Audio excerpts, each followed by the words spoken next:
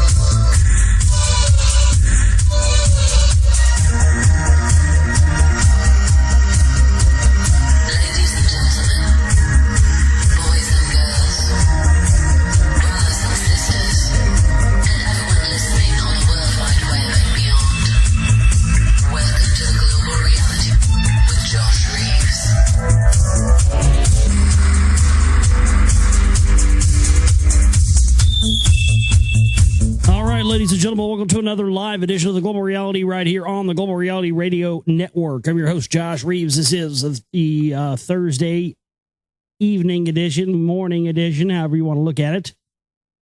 Thursday, April the 28th, going into the 29th now, and it's officially Friday, right? Yeah. Well, there you go. So if you made it all the way to Friday, officially give yourself a pat on the back, crack a cold one, roll a fat one, do whatever you do.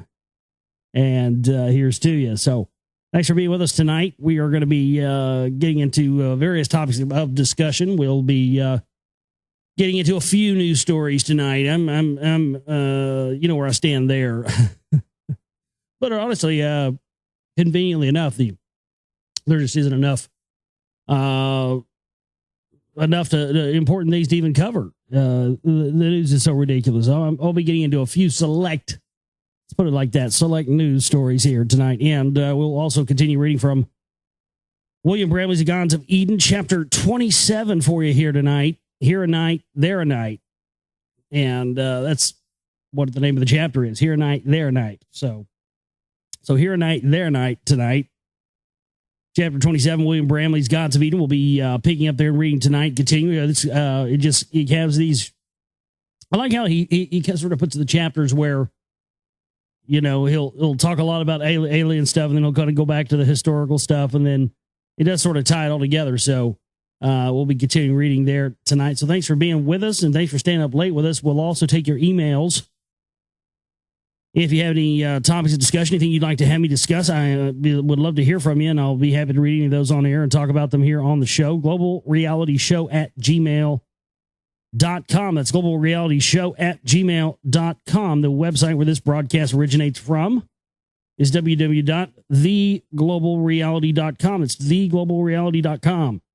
So there you go. There's our website, and everything is up there on the website for you to do with the films and with radio show archives, greatest hits clips. There's all kinds of their music from the Demigods, the band, Jamie Reeves, Delphi. There's all kinds of stuff up there you can do at the website. I had somebody else say that the Chip Banner was giving them issues tonight. Again, you know, where this is our fundraising week, we need to meet the goal we have set on the Chip Banner this week to pay the bills. And yeah, again, if you have problems with that, feel free to send me an email, globalrealityshow@gmail.com. Maybe we can see what the problem is. But another email address I'll give you that you can use for the direct PayPal email address if you want to use this to, if you have a PayPal account, the Chip Banner, the donate button won't work for you. You can send an amount, any amount you want, in your PayPal account. You can just send, like, say, you go into the tab that says send money,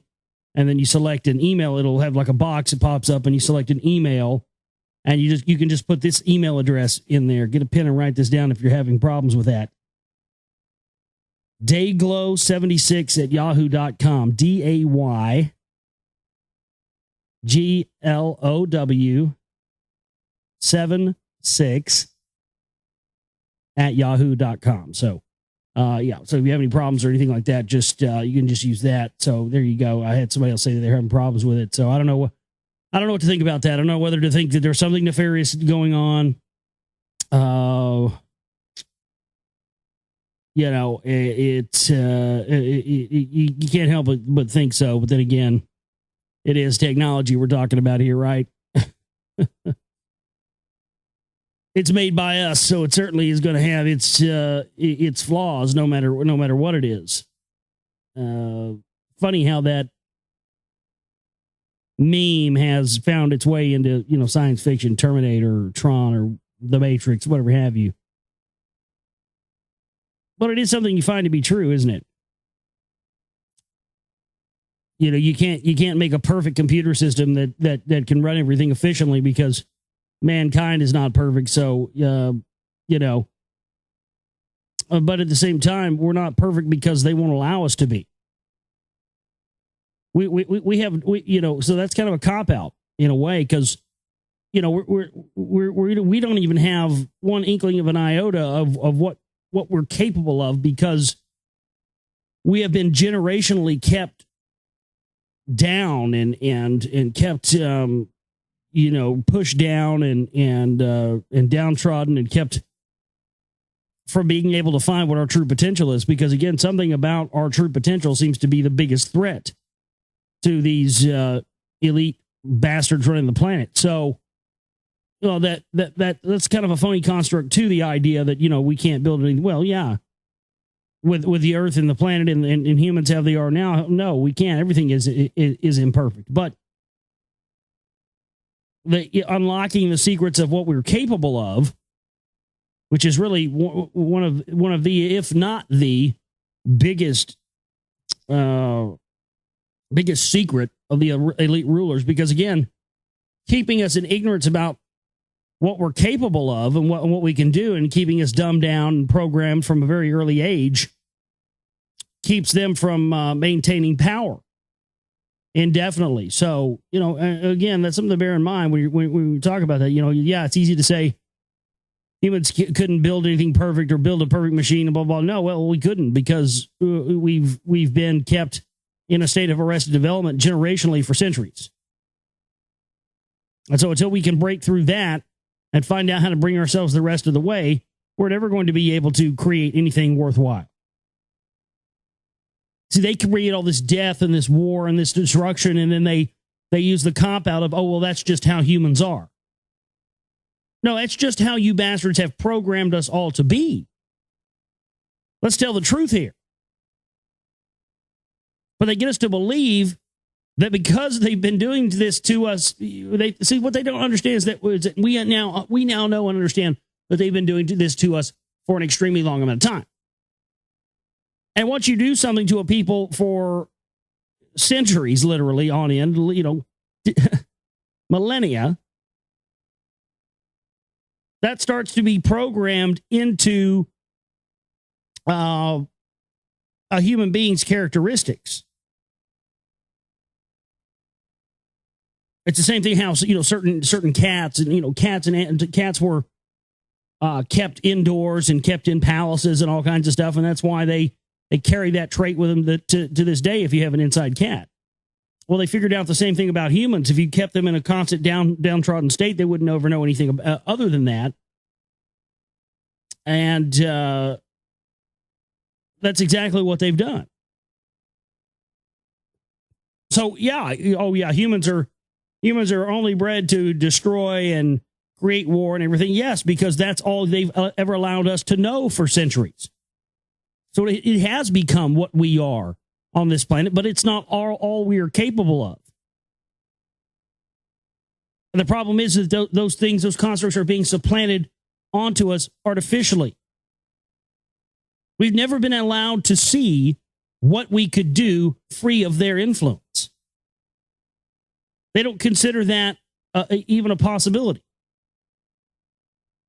But it has to be a possibility somewhere, in some universe, in some dimension.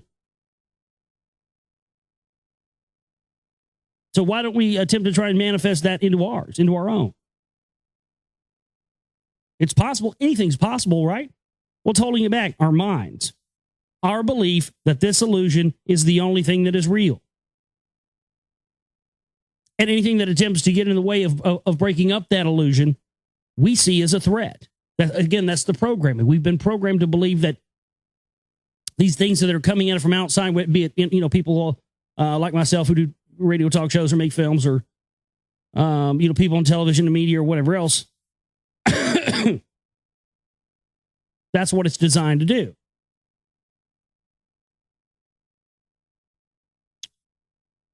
So, yeah, I mean, I just, we've never been able to see what we're fully capable of because they haven't allowed us to break out of their artificial enslavement. We don't know what's possible. But there is possibilities that exist beyond their controlled paradigm. That's a fact. We just have to allow ourselves to break free from the illusion that their world is the only world that can be real.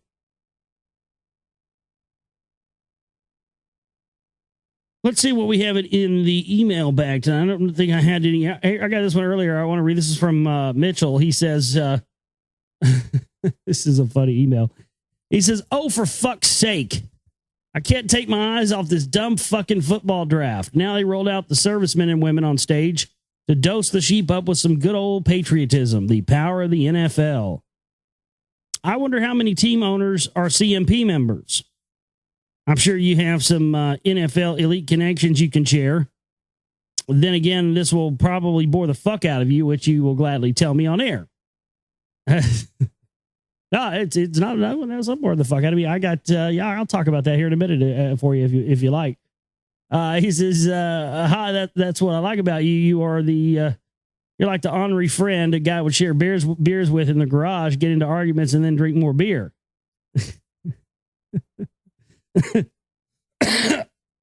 Hey, as long as you pay for the beer, I'm down for whatever. It's cool.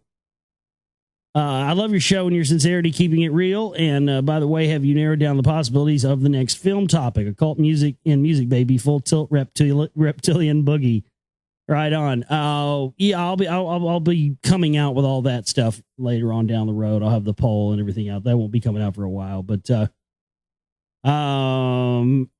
NFL elite connections. Well, yeah. What do you want? I mean, you can look at it from its very base element.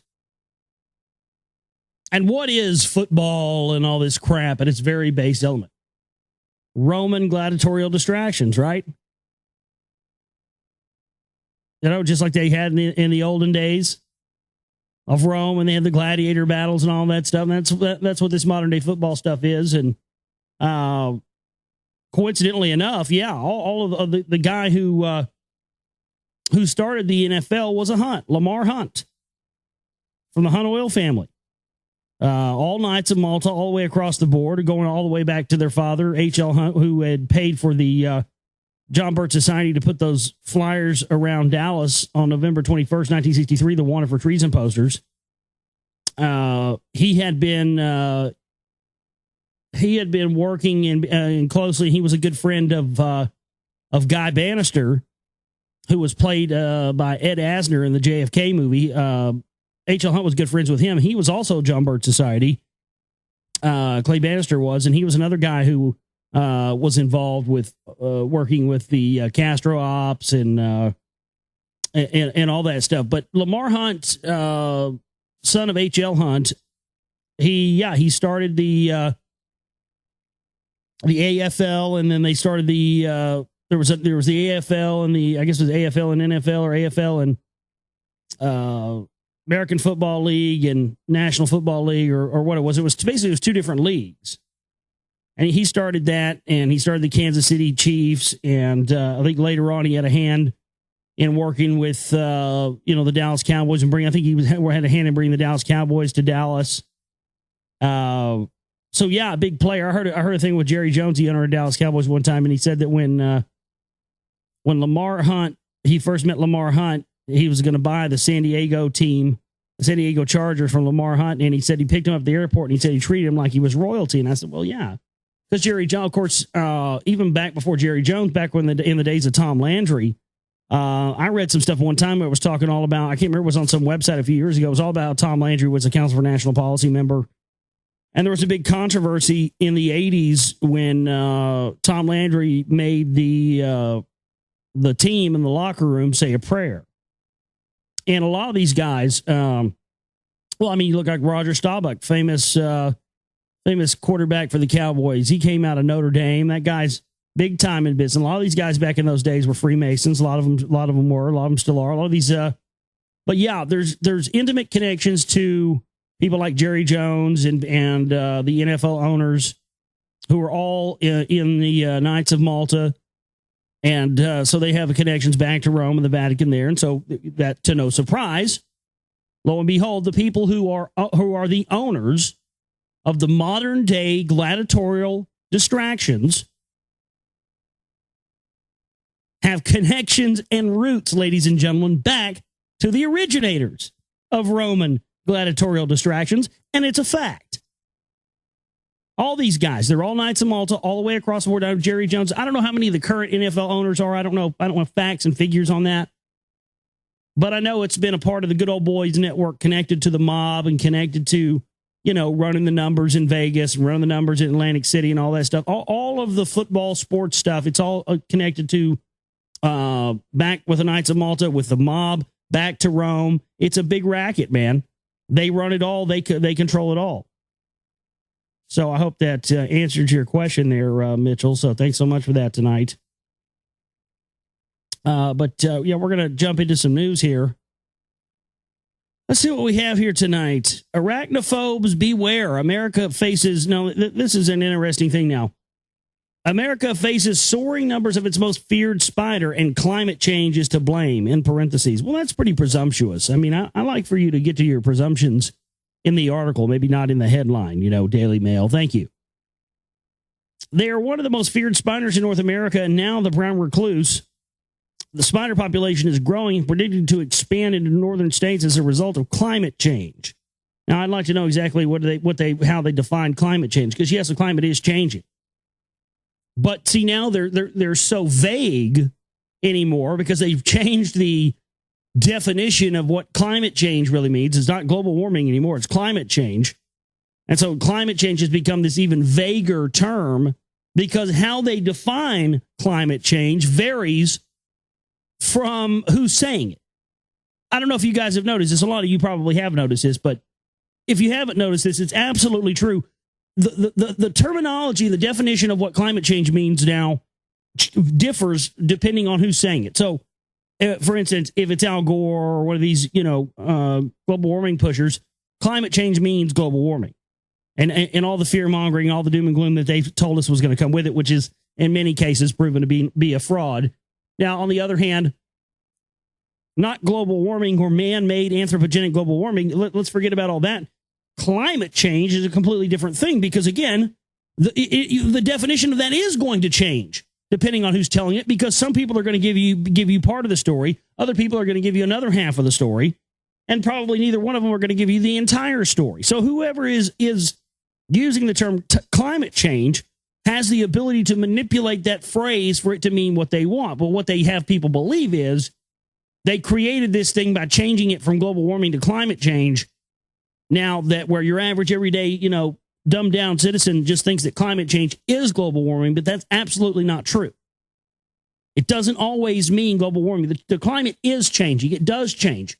That's a fact. Again, this goes back to the secret knowledge that they have of these natural cycles that happen with the planet, with the stars, the alignments of the stars, other things that may take place on our planet, great changes in our physical bodies, in how we perceive dimensions can happen from where the location of our star is. Look into there's a great documentary, The Cygnus Mystery. You should watch that. So that kind of stuff. They're aware of all of that. So we have a few things here that deal with this phony definition of climate change here on these first couple of stories. But they're saying climate change is going to cause the brown recluse spider to break out in larger numbers. Researchers are predicting the population will expand in parts of Nebraska, Minnesota, Wisconsin, Michigan, South Dakota, Ohio, and Pennsylvania by 2080. The spiders tend to build their webs in wood piles and sheds, cupboards, and other places that are dry and generally undisturbed. If they get inside the house, they often favor cardboard, but have also been found in shoes, bed sheets, and infrequently used beds.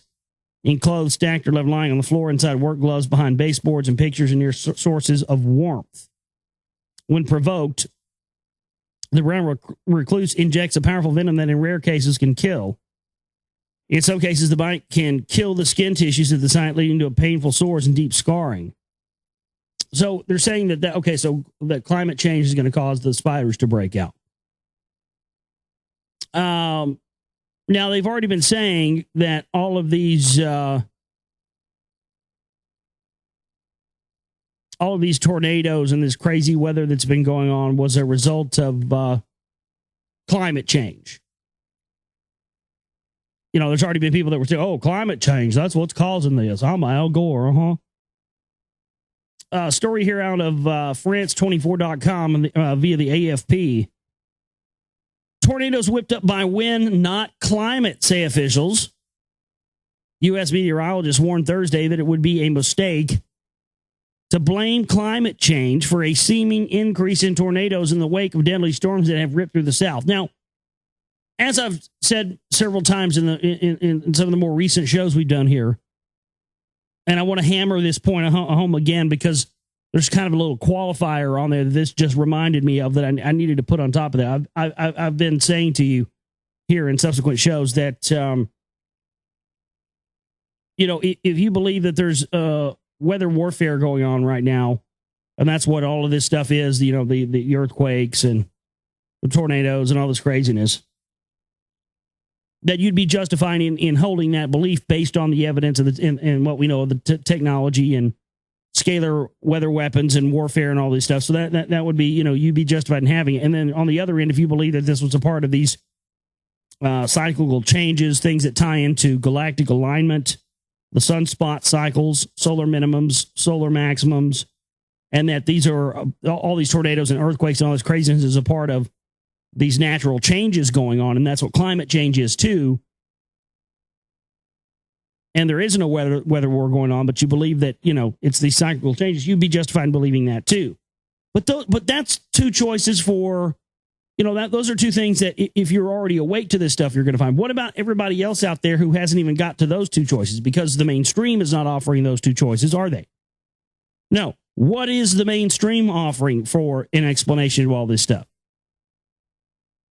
The majority of people believe this stuff, as this article says here, believe that the earthquakes and the tornadoes and all this craziness are being caused by man-made global warming. So you see, that's a problem. Because those of us who are wow, how lucky are we? I mean, my God, we only have to decide whether what conspiracy to pick, because either one is probably correct. But the mainstream of people out there don't even they don't get a chance to choose from that. They just believe either, and some people are going to believe, it's the end time, son. That's what it is. It means the end is near. Yes, sir. God is coming back on his magic carpet. Some people believe that it's the end time, but the majority of people believe that it's this is climate change. This is what they've warned us about climate change. And then that's reinforced in the media, isn't it? So that's a real problem. And that really gets to the root, I believe, of why they have been creating this phony hysteria around global warming, is to keep us further from the truth. And the whole divide and conquer thing of, is it real? Isn't it? Isn't? And, the Climate Gate papers and all that. Now, all that stuff was a red herring too, folks. Because the bigger issue here is that they know full well what's causing this, and it's not the explanation of what is really causing this is not being offered up to the general public. Well, it needs to be. Spread this far and wide. Take my words, take what I've said here tonight, spread it far and wide. We need to have this in the conversation to everybody. The general population thinks this is either the end times playing out, or this is global warming and climate change, or possibly both. I'm sure there's a handful of crazy, nut, radical religious freaks out there that believe that global warming is a result of God punishing us. I'm sure there is. Suck Satan's cock. Suck that shit. tornadoes whipped up by a wind, not climate. If you look at the past 60 years of data, the number of tornadoes is increasing significantly, but it's agreed upon by the tornado community that it's not a real increase. It's having to do with better weather tracking technology, more population, and the fact that the population is better educated and more aware, so we're seeing them more often. But he said it wouldn't be a terrible mistake to relate the uptick to climate change. It wouldn't be a terrible mistake. Well, I think it would be a terrible mistake. I mean, the whole thing about about the climate change stuff is being based on a phony premise. They're not giving us anything near the real explanation. It's one of two things. Either there is a massive weather war going on right now, and I'll tell you what, I'll tell you why I don't think that there's a massive weather war right now. If the United States of America was what we're all programmed to believe it was, and the powers that be believed that and really cared about this country the way that they act like they do on TV, which we know is a lie, do you think we would be in the position that we are in right now with China? With them holding us by the balls? You know, with a sharp pair of scissors just waiting to just snip them off any day, anytime they want. Do you really think if we were in the middle of a weather war, we'd be in this position with China? Because, look, folks, if China was as big a threat as we're being programmed to believe, and I'm not even saying China doesn't have power and China isn't the manufacturing base of the world, because it is, and it's now the world's largest economy. But if these sons of bitches in charge really cared about America the way they claim they do, they would zap these motherfucking Chinese in the middle of next week with HARP and all kinds of scalar weather weapons, and they would make fucking Japan look like Disney World. Is that going to happen? Probably not. What problems would it solve? Well, we'd probably get some manufacturing base going back in this country again. Since China's taking it all over. Want to talk about fixing the economy overnight? Oh, man. Let's just say conveniently, China, what happens in Japan happens in China, but on a much larger scale, and wipes out their manufacturing base. There are no product manufacturing around the world. Somebody's going to have to pick up the slack. Boom, there America's economy comes back overnight. We didn't even have to have a war to do that. So that tells you right there, folks, since that hasn't happened and isn't going to happen, that these cocksuckers in charge that claim they're all about the red, white, and blue in America don't give a rat's ass about America, because if they did, they'd pull the trigger on their scalar weapons and knock out their manufacturing base and take over the reins again. We are not being ran by people in this country who give a rat's ass about the country or its people or anything else. Period. End of story. End of discussion. No room for argument.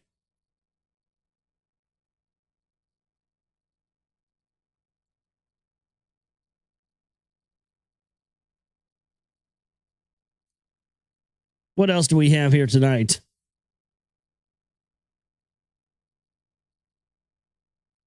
Oh, by the way, also a little add on to that. They also said that these tornadoes were the largest and strongest that have ever been recorded in history.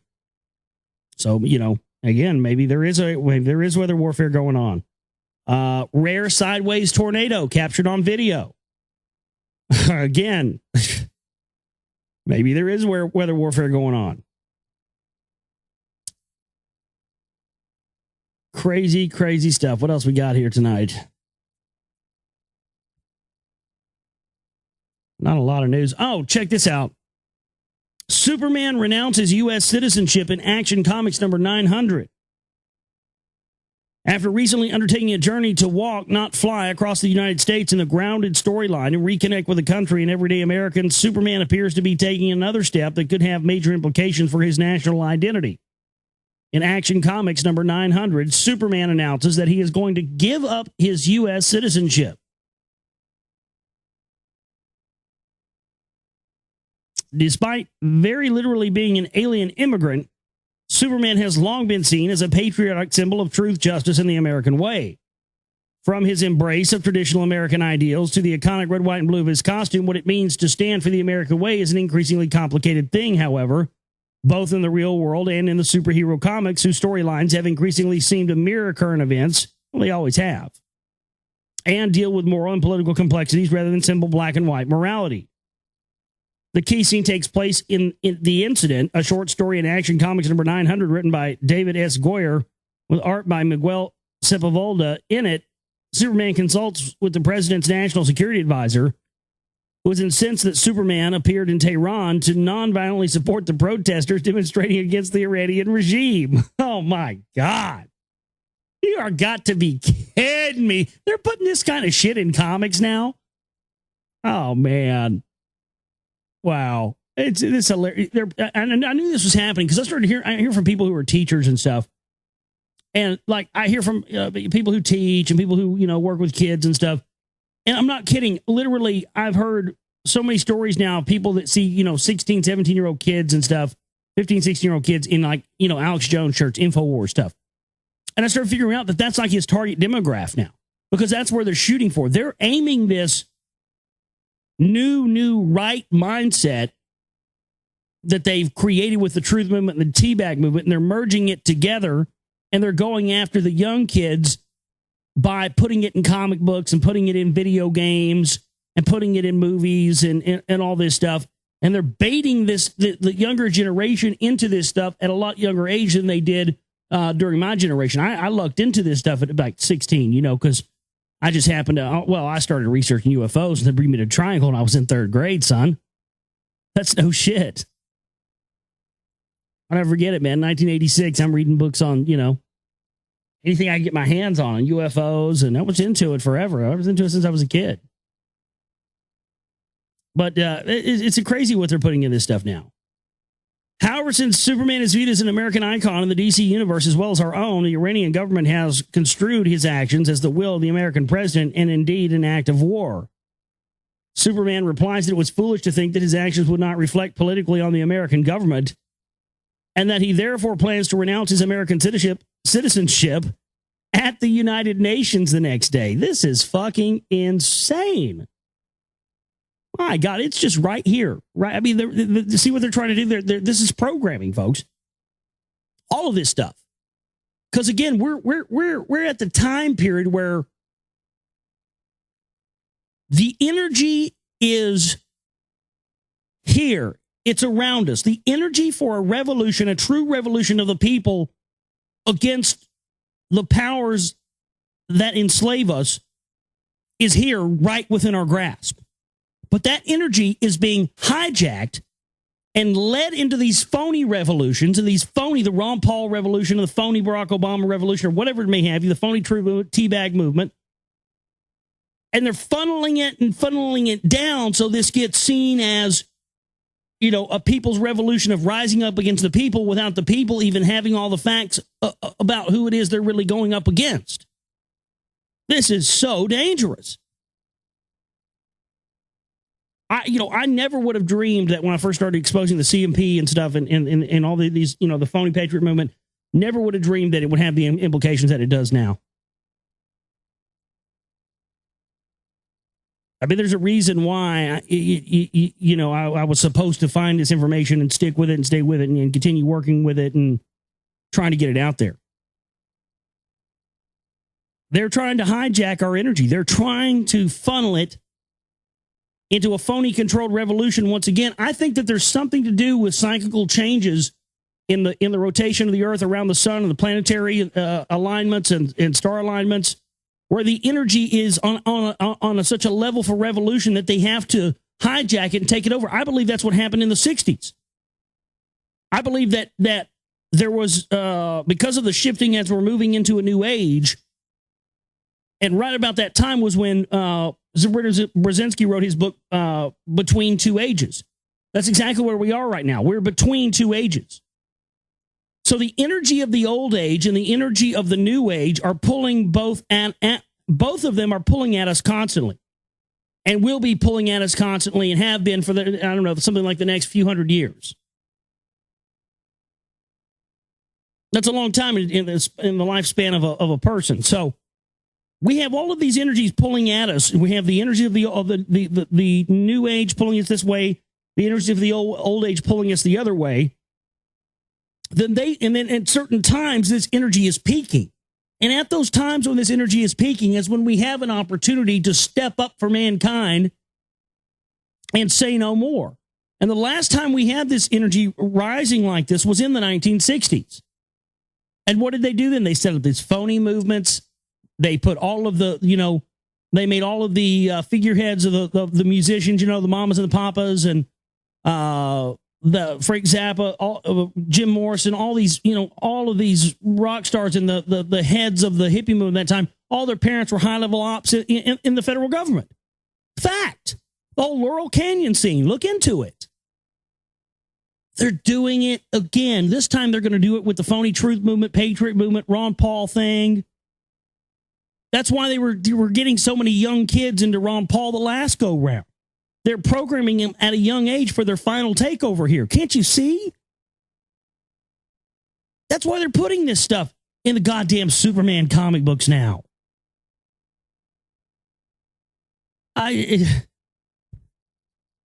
It's mind blowing. It's absolutely mind blowing. And then silver hit the high since the highest it's ever been since when? 1980. What happened in 1980? Well, it's in the Secret Right Volume 1. The Hunt Oil Brothers got all of their, what was essentially the truth movement, patriot movement at that time, the John Birch Society movement. They got all their John Birch Society cronies to buy silver. The government passed a new law. They tanked it. The Hunts lost $1 billion. It didn't affect their solvency one bit. These liars go around saying, oh, the Hunts lost their money to take on the bankers and they're heroes. We need to be like the Hunts. Yeah, be like the horse breeding Hunts who brought the Rockefellers into Dallas. Give me a fucking break, you idiots. You guys are fucking exposed. This information's out of the bag now.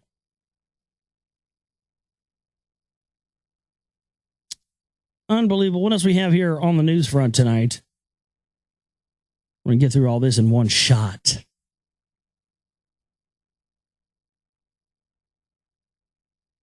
This from Wire Danger Room. Drones spray and track the unwilling in Air Force plan. Wow. Well, any article that starts like that's got to be interesting, right? Here's how the U.S. Air Force wants to hunt the next generation of its enemies. A tiny drone sneaks up to a suspect, paints him with an unnoticed powder or goo that allows American forces to follow him everywhere he goes until they train a missile on him.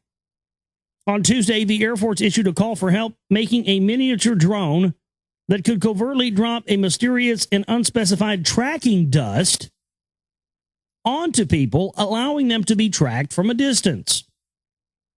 The proposal says it's useful for all kinds of random things, from identifying friendly forces and civilians to tracking wildlife, but the motive behind a covert drone tagger likely has less to do with sneaking up on spotted owls and more to do with painting a target on the backs of tomorrow's terrorists. Effectively tracking foes has become a higher priority and deeply secret research effort for the Pentagon, which has struggled at times to sort out insurgent from innocent in places like Afghanistan. The Navy has a $450 million contract with Herndon, Virginia's Blackbird Technologies Incorporated, to produce tiny beacons to make terrorists trackable. By terrorists trackable, they mean you and I and everybody trackable. Understand that. Don't let them pull that over on you. Don't ever let them make you think that any of this stuff is just being created for whatever goddamn enemy they're telling you is the enemy now, this week, this month, this year, this century, this millennium.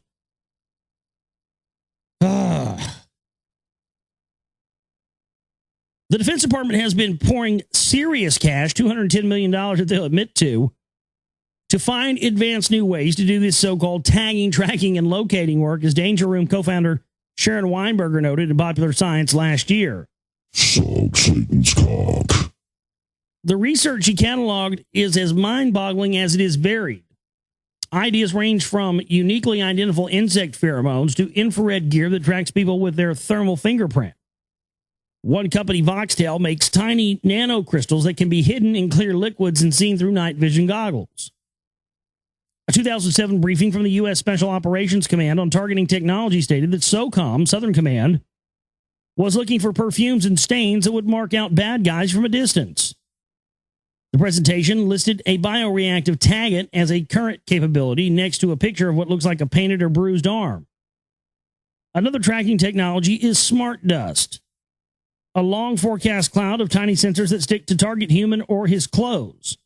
And that seems to be what the Air Force wants its mini drone configured for. The solicitation floats the idea of dropping a dust-like cloud of electromagnetic signal radiating tagans either on top of the target or in his path so that he'll walk into it. To do that, they need to either do some high-altitude crop dusting. I think they got that covered already.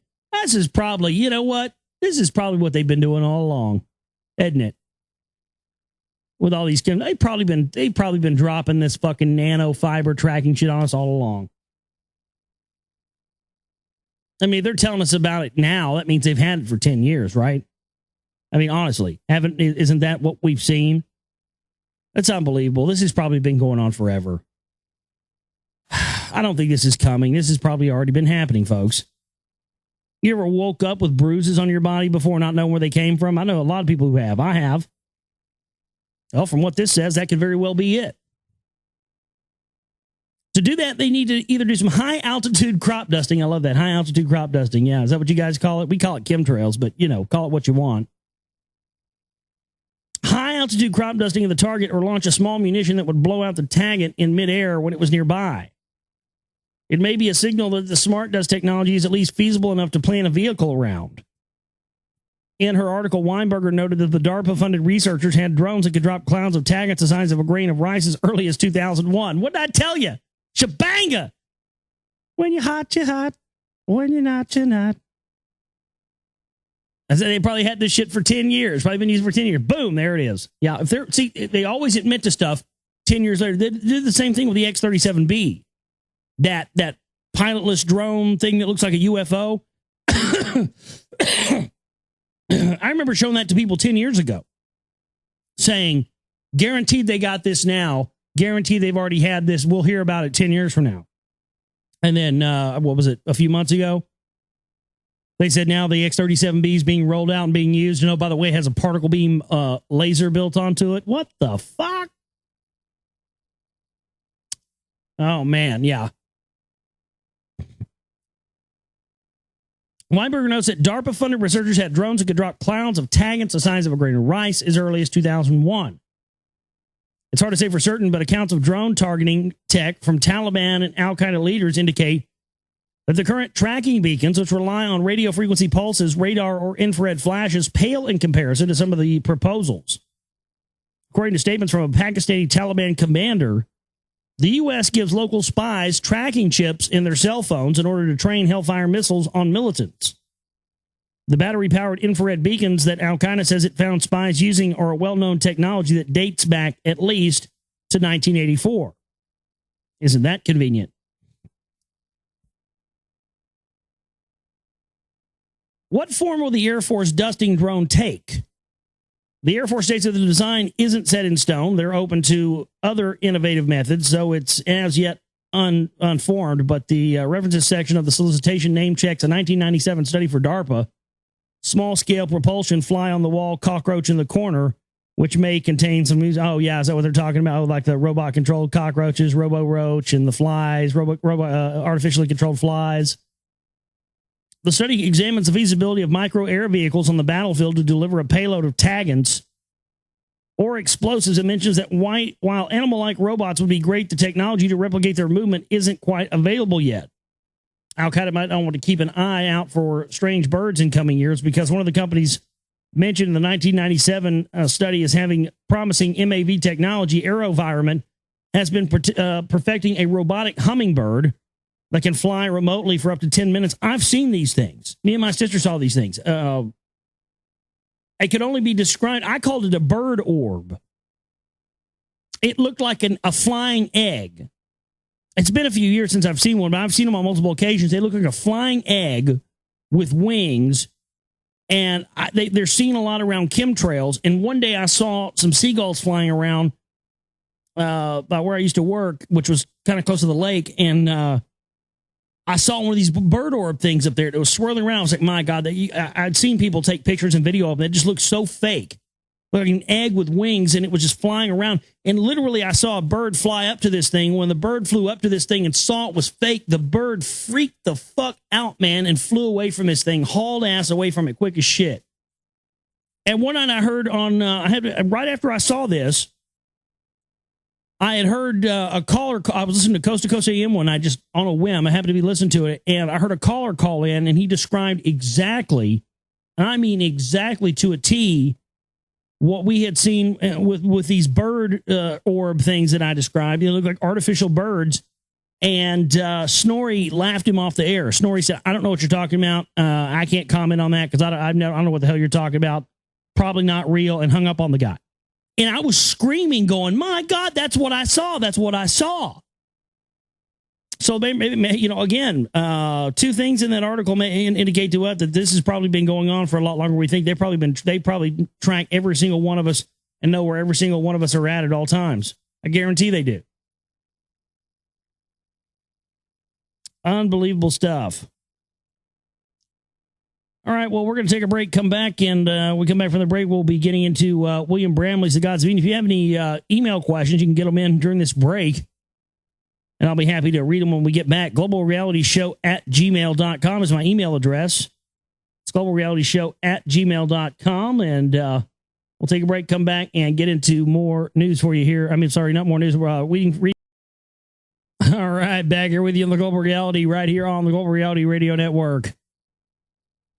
I'm your host, Josh Reeves. Thank you for being with us tonight. And we've got more to talk about with you here on the show.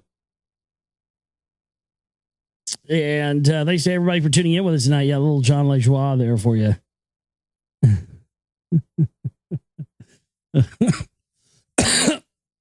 If you've never seen Two Girls, One Cup, let me tell you, it's you don't want to see it. That's all I'm saying. Don't Google it. Don't look it up. I watched it so you don't have to. And yeah, that's all I can say. Anyway, back here with you on the show tonight, and Sarah had sent me a message saying, please don't get too upset. Yeah, I heard you talking about the stuff last night with the, labeling conspiracy theorists as Machiavellian mindset when, we're exposing the Machiavellian mindset. So if you expose the Machiavellian mindset, you now are a Machiavellian, and you would, if you believe that the government blew up the buildings on 9/11, you believe that because if you were the government, you'd do the same thing. Unbelievable doublethink there. So if you were in the government, you do the same thing because you believe it was a conspiracy that makes you a terrorist. And then there's also, is that a subtly veiled admission of guilt? Sounds like it to me. But she's saying now that there's a video here from MSNBC, and they're talking about, conspiracy there suffer from pathology. They'll do anything they can. They'll say anything they can now. We knew it was going to get bumpy. And, this is it. This is all they've got left. But we're gaining more and more information, more and more knowledge every day. And so this is why they're having to resort to this stuff. Also got a message from VK saying, good job with the Bramley interview and that he enjoyed that. Well, thank you, VK. I appreciate that. And good to hear from you. And he said he was taking some time off from listening and doing this stuff because the energy was getting crazy. Yeah, it was. Mercury retrograde was a bitch this go around. I'll say this. So I had to know you're doing good. And I like to hear, it's good to hear from listeners sometimes, because sometimes I hear from people and I don't hear from them for a while. And I don't know if I've lost them or I said something they didn't like or whatever. So it's good. I like that. I like when I hear back from listeners, and they let me know they're still out there listening. And every once in a while I'll get a message from somebody I hadn't heard from in 3 or 4 years, but they've still been listening the whole time. It's amazing how that works. It seems like the only listeners that we ever really lose are people who, were either ops or, had just gone batshit crazy.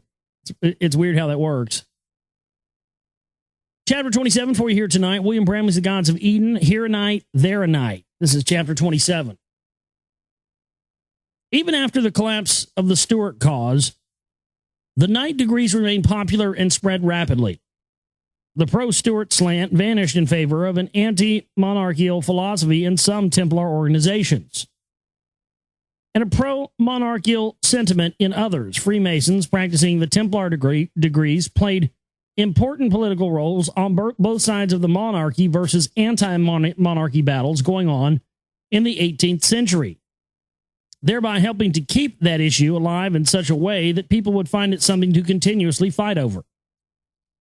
For example, King Gustavus III of Sweden and his brother Karl, the Duke of Södermanland, had been initiated into the strict observance in 1770.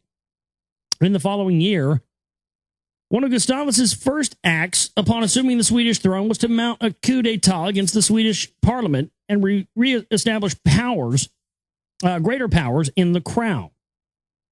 According to Samuel Harrison Baynard, writing in his book History of the Supreme Council, Gustavus was assisted largely by fellow Freemasons. The Knight degrees also found a home in Ireland where they attached themselves to the Order of Orange. As we recall, the Order of Orange was a militant organization patterned after Freemasonry. It was founded to ensure that Protestantism remained England's dominant religion. We the other night on Lee Rogers' show, if you listened to the show Tuesday night, we were talking about the guy that made the Ten Commandments movie and how that movie was littered with Masonic symbolism and symbolism of extraterrestrials and all this stuff. Well, it was made by none other than Cecil B. DeMille, and you can go and look this up. It's on a Freemason website. I read it on Lee's show the other night. Cecil B. DeMille was a member of the Orange Order of Freemasonry, and he originally made that movie in 1928, made one version of the Ten Commandments, and then after going through all the different, by that time, by the time he got to the 50s, he'd been through years of being in the Freemasons and all the initiation, so he went back and made what he said was the proper version of the movie The Ten Commandments, which is the one that he ended up making with Charlton Heston. So just to give you a little bit of an idea there of proof that these custodians are putting this stuff into movies and all the rest of this, there you go. Cecil B. DeMille, Order of the Orange. The Order of the Orange was founded to ensure that Protestantism remained England's dominant religion. Members of the Orange Order vowed to support the Hanoverians as long as the Hanoverians continued their support of Protestantism. The Knight degrees were grafted onto the Order of Orange in the early 1790s, by which time the Stuart cause was nearly dead. The Orange Order's Templar degrees were, and still are today, called the Black Preceptory. Although the Orange Order and the Black Preceptory are supposed to be equal in status and rank, entry into the Black Preceptory is accomplished only after a person has first passed with the degrees of the Orange Order. According to Tony Gray, writing in his fascinating book, The Orange Order, the Black Preceptory today has 11 degrees, and a great deal of secrecy still shrouds the inner workings of this curious institution. Approximately 50 to 60% of all Orange members become members of the Preceptory. The Orange Order itself continues to be strongly Protestant and anti-Catholic, and in this way it contributes to some of the conflicts between Catholics and Protestants in Ireland today. Another interesting chapter in the history of the Templar degrees concerns the creation of a bogus Illuminati. Now here we go. This is what I've been talking about, is that the Illuminati that the Patriot Movement, Truth Movement, and people tell you about is not the same Illuminati that has really been having hands in the pie and really controlling things. The whole thing with Weishaupt and all that, that's a red herring. That's not the real truth about the Illuminati, but that's what everybody parrots and believes is the real truth about it, but it's absolutely not. Another interesting chapter in the history of the Templar degrees concerns the creation of a bogus Illuminati. Illuminati, as we recall, was the Latin name given to the Brotherhood. In 1779, a second Illuminati was started in the Strict Observance Lodge of Munich. This second bogus Illuminati was led by an ex-Jesuit priest named Adam Weishaupt. But see, that's what everybody focuses in on as being the real Illuminati, and it's not. It's a fraud. The second bogus Illuminati was led by an ex-Jesuit priest named Adam Weishaupt and was structured as a semi-autonomous organization, openly political and anti-monarchical, Weishaupt's Illuminati formed another channel of higher degrees for Freemasons to graduate into after completing the Blue Degrees. Weishaupt's Illuminati had its own hidden master known as the Ancient Scot Superior. The strict observance members who were initiated into this Illuminati apparently believed that they were being initiated into the highest echelons of the real Illuminati or the Brotherhood, but they were not. Once initiated under strict vows of secrecy, members were revealed a great deal of political and anti-monarchical philosophy. Weishaupt's Illuminati was soon attacked, however. Its headquarters in German Bavaria were raided by the Elector of Bavaria in 1786. Many radical political aims of the Illuminati were discovered in documents seized during the raid. The Duke of Brunswick, acting as Grand Master of German Freemasonry, finally issued a manifesto 8 years later in 1794 to counteract Weishaupt's bogus Illuminati after the public scandal could no longer be contained. Joining in the suppression of Weishaupt's Bavarian Illuminati were many Rosicrucians. Despite the repression, this Illuminati survived and still exists today. Many people have mistakenly believed that Weishaupt's Illuminati was the true Illuminati and that it took over all of Freemasonry. I mean, this book was published in 1989, folks, and that's still the predominant view today. And again, this with all this information that's proven in this book that we've talked about here, that's proven the connections to the priest class, to the CMP, to the Jesuits, all of this stuff. I mean, my God, that's pretty huge. People are still putting out movies in 2011 that say Adam Weishaupt started the Illuminati, blah, blah, blah, blah, blah. It's absolutely not true. And I've been laughed at for saying that for fucking years on this show.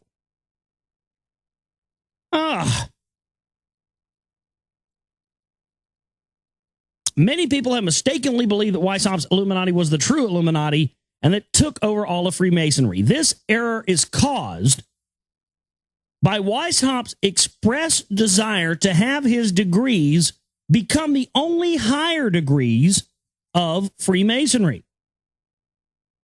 One can still find books today which theorize that Weishaupt's Illuminati was, and still is, the source of nearly all of mankind's social ills.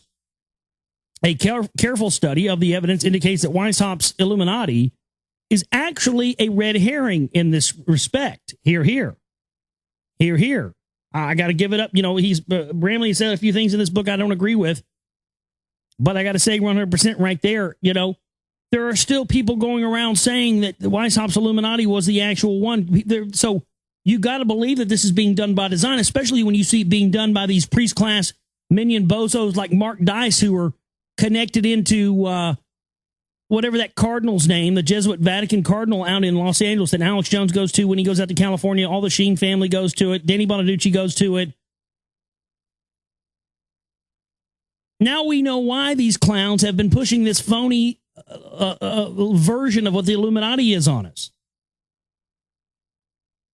So they can create the red herring so the real one is never found. It's unbelievable. A careful study of the evidence indicates that Weishaupt's Illuminati is actually a red herring in this respect, although Weishaupt's Illuminati did contribute to some of the revolutionary agitation going on in Europe. Its impact on history does not appear to have been as great as some people believe, despite the enormous publicity it received. The social ills, which have sometimes been blamed on Weishaupt's Illuminati, existed long before the birth of Adam Weishaupt. What did take over nearly all of Freemasonry in the 18th century were the Templar degrees, which were not the same thing as Weishaupt's Illuminati. The true significance of the Bavarian Illuminati is that it was an anti-monarchy faction allowed to operate out of strict observance lodges. Meanwhile, the strict observance was generally considered pro-monarchy, and it supported pro-monarchy causes, as in the Swedish Riksdag overthrow mentioned earlier. This made the strict observance a source of secret agitation on both sides. And on both sides of the monarchy versus anti-monarchy conflicts. For a number of years, another example of Brotherhood Machiavellianism. The worldwide transformation of human society announced in the Rosicrucian Fama Fraternis gained momentum as Freemasons and other mystical network members led numerous revolutions around the world.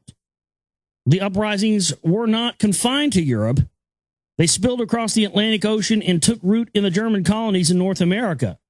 They gave birth to the single most influential nation on earth today, the United States of America.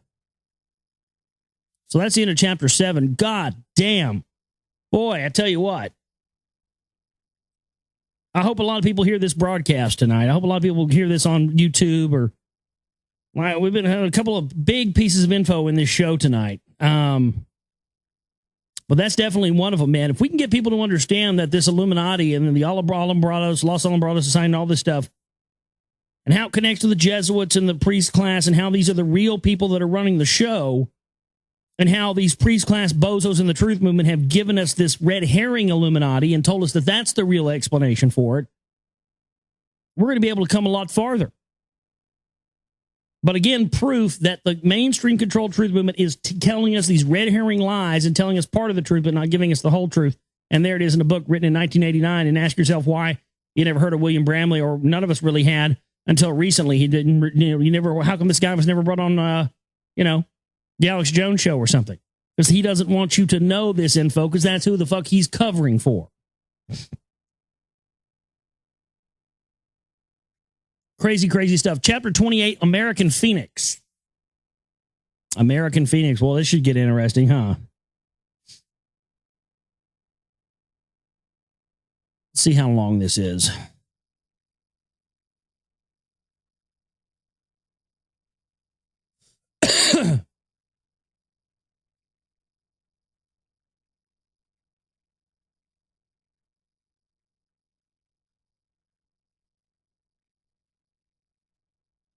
Yeah, this is a long-ass chapter.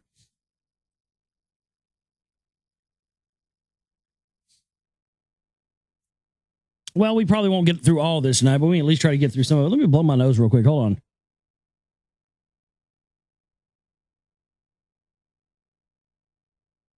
Driving me crazy. Crazy sinus shit.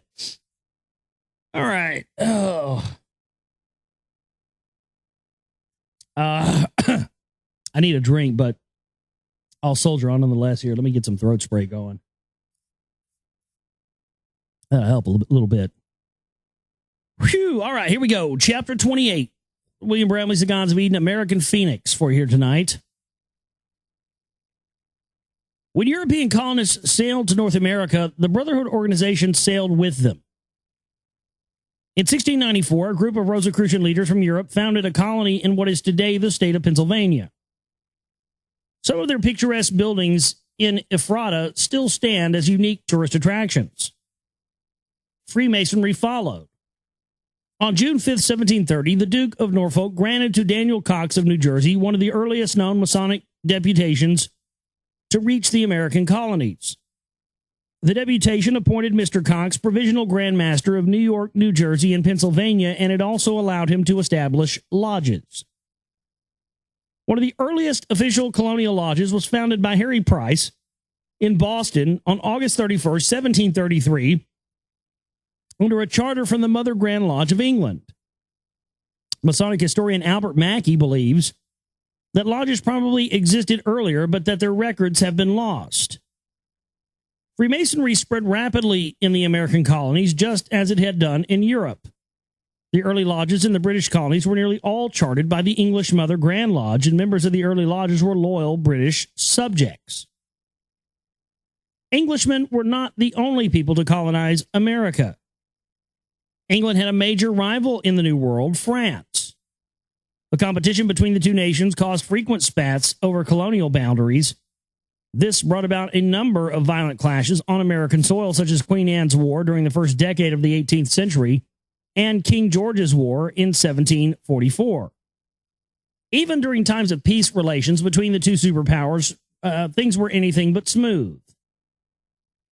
One of Britain's loyal military officers in the colonies was a man named George Washington. He had been initiated into Freemasonry on November 4th, 1752, at the age of 20. He remained a member of the craft for the rest of his life. Washington became an officer in the colonial army, which was under British authority, by the time he had reached his mid-20s. Standing 6 feet 3 inches tall and weighing nearly 200 pounds, Washington was a physically impressive figure. One of Washington's military duties was to keep an eye on French troops in these tense border regions. The Treaty of Aix-la-Chapelle, executed in 1748, had ended King George's War and had returned some territories to France. Both England and France benefited from this pause in hostilities because the war were driving the two into debt. Even the inflatable paper currencies, there I go again, papal currencies. Might as well just call it that, right? I can't even say paper currency anymore. It's papal currency all the time. The two nations used to help pay for their wars did not prevent the serious financial difficulties that wars always bring. Unfortunately, the peace lasted less than a decade. It was broken, according to some historians, by George Washington during one of his military forays into the Ohio Valley. Washington and his men sighted a group of French soldiers but were not spotted by the French in return. On the command of Washington, his troops opened fire without warning. It turned out that Washington's soldiers had ambushed credentialed French ambassadors traveling with a customary military escort. The French alleged afterwards that they were on their way to confer with the British to settle some of the disputes still existing over the Ohio regions. Washington justified his attack by stating that the French soldiers were skulking and that their claim to diplomatic immunity was a pretense. Whatever the truth might have been, the French felt that they had been the victims of unprovoked military aggression. Well, yeah, we've been using unprovoked military aggression since before the days of George Washington. Give me a fucking break. You can't get any more American than that, can you? Why do you think George Washington was known as the greatest American? He was the guy that, you know, was the first person who was the president to use unprovoked military aggression. It's been the blueprint ever since. The French and Indian Wars were soon underway. It spread to Europe as the 7 Years' War. The renewed warfare was disastrous. According to Frederick the Great, the 7 Years' War claimed as many as 853,000 military casualties, plus hundreds of thousands of civilian lives. Heavy economic damage was inflicted upon both England and France. When the war ended, England faced a national debt of £136 million, most of it owed to a banking elite. To repay the debt, the English Parliament levied heavy taxes in its own country. When this taxation became too high, duties were placed on goods in the American colonies. The duties quickly became a sore point with the American colonists who began to resist. Another change caused by the war was Hanover's abandonment of their policies of keeping a small standing army in Britain. England's armed forces were greatly expanded. This brought about a need to tax citizens even more. In addition to nearly 6,000 British troops in America needed housing, and they often encroached upon the property rights of colonists. This generated yet more colonial dissent. The fourth adverse consequence of the war, at least in the minds of the colonists, was England's counterpultation to the demands of several American Indian nations. The American Indians had fought on the side of the French because of the encroachment of British colonists on Indian lands. After the French and Indian War, the Crown issued the proclamation of 1763, commanding that the vast region between the Appalachian Mountains and the Mississippi River was to be a widespread Indian reservation. British subjects were not permitted to settle there without approval from the Crown. This sharply reduced Western expansion. The first of Britain's new colonial tax measures went into effect in 1764. It was known as the Sugar Act. It placed duties on lumber, food, rum, and molasses. In the following year, a new tax, the Stamp Act, was instituted to help pay for the British troops stationed in the colonies. Many colonists strongly objected to the taxes and the manner in which they were collected. Under British writs of assistance, for example, Crown custom agents would search whatever they pleased for goods imported in violation of the acts. The agents had almost unlimited powers to search and seize without any notice or warrant. In October 1765, representatives from 9 colonies met at a Stamp Act Congress in New York. They passed a Declaration of Rights expressing their opposition to taxation without colonial representation in the British Parliament. The Declaration also opposed trials without juries by British Admiralty courts. This act of defiance was partially successful. On March 17, 1766, 5 months after the Stamp Act, Congress met. The Stamp Act was repealed. Despite sincere efforts by the British Parliament to satisfy many colonial demands, a significant independence movement was developing in the American colonies. Under the leadership of a man named Samuel Adams, a secret organization calling itself the Sons of Liberty began to commit acts of violence and terrorism. They burned the records of the Vice Admiralty Court and looted the homes of various British officials. They threatened further violence against stamp agents and other British authorities. The Sons of Liberty organized economic boycotts by urging colonists to cancel orders for British merchandise. These acts hurt England because the colonies were very important to Britain as a trade outlet. Therefore, in 1770, Britain bowed once again to the colonists by repealing all duties except on tea. By that time, however, the revolutionary fervor was too strong to be halted. The result was bloodshed. On March 5, 1770, the Boston Massacre occurred, in which British troops fired into a Boston mob and killed 5 people. Tensions continued to mount, and more secret revolutionary groups were formed. Britain would still not repeal the tax on tea. On October 14, 1773, 3 years after the Boston Massacre, colonists dressed as Indians crept onto a British ship anchored in Boston Harbor and threw large quantities of tea into the water. This incident was the famous Boston Tea Party. These acts of rebellion finally caused Parliament to enact trade sanctions against the colonists. The sanctions merely fueled the rebellion. In 1774, a group of colonial leaders convened the First Continental Congress to protest British actions and to call for civil disobedience. In March 1775, Patrick Henry gave his Give Me Liberty or Give Me Death speech at a convention in Virginia. Within less than a month of that speech, the American Revolution got underway with the Battle of Concord, where an organized colonial militia called the Minutemen suffered 8 casualties while inflicting 273 on the British.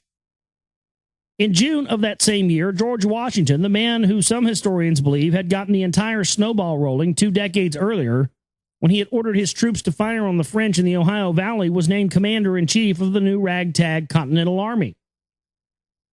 Historians have noted that economic motives were not the only ones propelling the American revolutionaries. This became obvious after the British Parliament repealed nearly all of the tariffs that they had imposed. King George III, despite being a Hanoverian, was popular at home, and he initially thought of himself as a friend to the colonists. The sharp attacks against King George by revolutionary spokesmen quite upset him because the attack seemed out of proportion to his actual role and the problems complained of by the colonists. They used him as a scapegoat. More of the revolutionary rhetoric should have been aimed at the Parliament. There was clearly something deeper driving the revolutionary cause. Bingo. Bingo. I mean, my God, they cooked up and concocted the whole Boston tea thing as a phony revolution. And these same motherfuckers that are in the CMP and the tea baggers and stuff, they're doing it now all over again, just like I've been telling you for 4 fucking years. And this information's been under our nose, well, in this book since at least 1989. They're doing it again. Unbelievable. There is clearly something deeper driving the revolutionary cause. The rebels were out to establish a whole new social order. Their revolt was fueled by sweeping philosophies which encompassed more than their disputes with the crown. One of those philosophies was Freemasonry. I mean, see, this is, again, oh man, this is unbelievable stuff. A who's who of the American Revolution is almost a who's who of American colonial Freemasonry.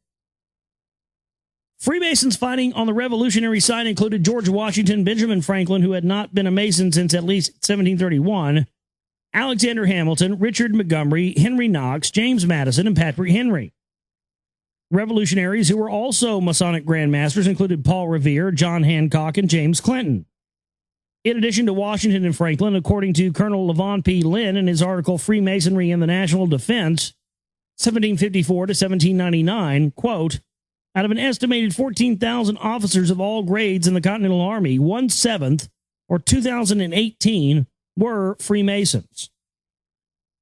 They represented a total of 218 lodges. 100 of those officers were generals, Colonel Lynn remarks, quote, "In all our wars, beginning with the French and Indian Wars and the War for American Independence, the silhouettes of American military Masons have loomed high above the battles."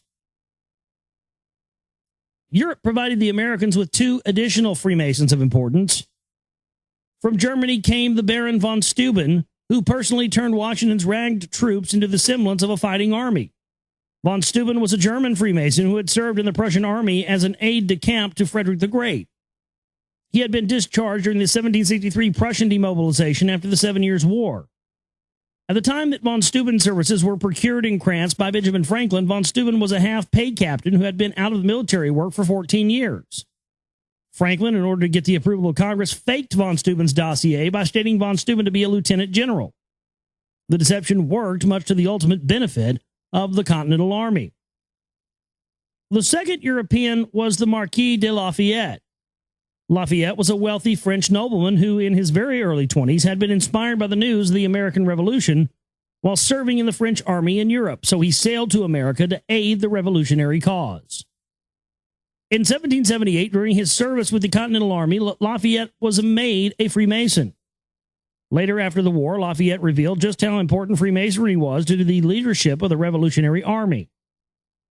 In his address to the Four of Wilmington Lodge of Delaware, during his last visit to America in 1824, Lafayette said, "At one time, while serving under General Washington, I could not rid my mind of the suspicion that the general harbored doubts about me.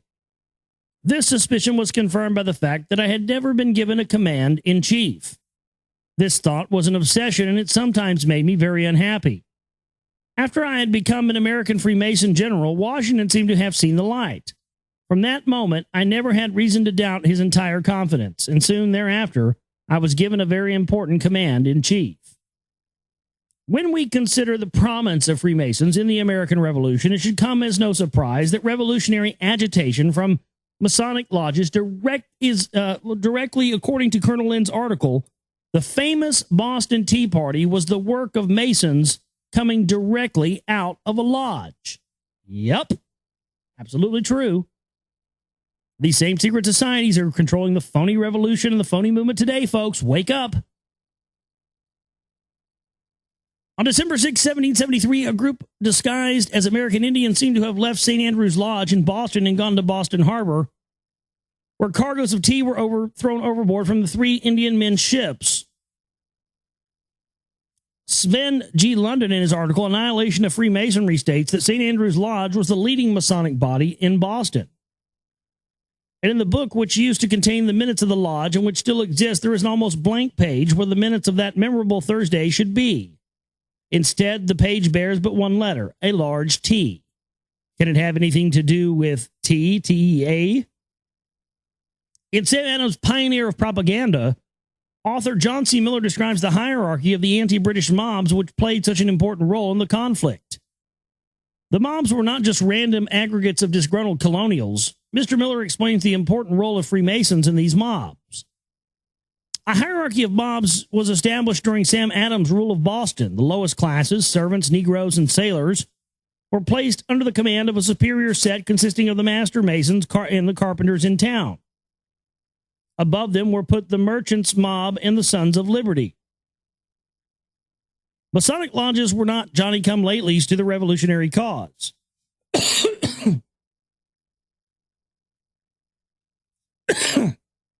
There is evidence that there were initial instigators at least one lodge engaged in agitation from the very beginning. Letters and newspapers from the early 1760s reveal that the Boston Masonic Society was stirring up anti-British sentiment at the end of the 7 Years' War, a good 10 years before the Revolution actually began. The Boston Masonic Society peppered Governor Thomas Hutchinson and the royal government from its meeting place in Adjutant Trowel's Long Garret, where it was said more sedition, inciting to revolt, libels, and scurrility were hatched than in all the garrets in Grub Street. Otis and his Masonic brethren became such adept muckrakers that Hutchinson's friends believed that they must have ransacked Billingsgate and the stews for mud to sling it at the Massachusetts aristocracy. We might wonder how American lodges became sources of revolt, when they were nearly all chartered under the English system, which, as we recall, was pro-Hanoverian and forbade political controversy within the lodges. It must be kept in mind that by the 1760s, the anti-Hanoverian Templar degrees had become firmly established in Europe, and it had also traveled secretly to many of the lodges in the American colonies. For example, as mentioned in an earlier chapter, St. Andrew's Lodge of Boston, which had perpetrated the Boston Tea Party in 1773, conferred a Templar degree already on August 28, 1769. After reapplying for the warrant in 1762 from the Scottish Grand Lodge in Edinburgh, that application was made almost a decade before the American Revolution began. Some Templars were not only anti-Hanoverian, but they also sought the abolition of all monarchy. The philosophical importance of Freemasonry to the American revolutionaries can also be seen in the symbols with which the revolutionary leaders choose to represent the new American nation. They were Brotherhood Masonic symbols. Let me see how much we have left here.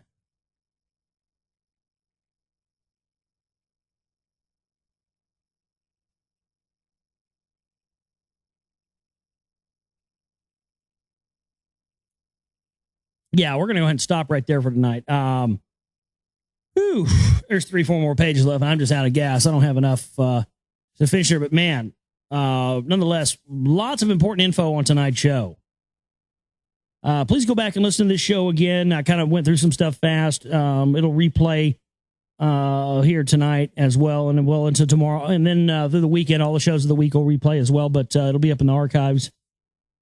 Man, we got to get this show out to a lot of people, man. Anybody can put it up on YouTube and send it around to people. I think there's a lot of good info in here tonight and a lot of stuff that's further proving our case that we've been talking about who's really running the show and who's really in charge. And man, oh man, oh man, lots of big important info tonight. Well, man, good show. I enjoyed being here with you guys tonight.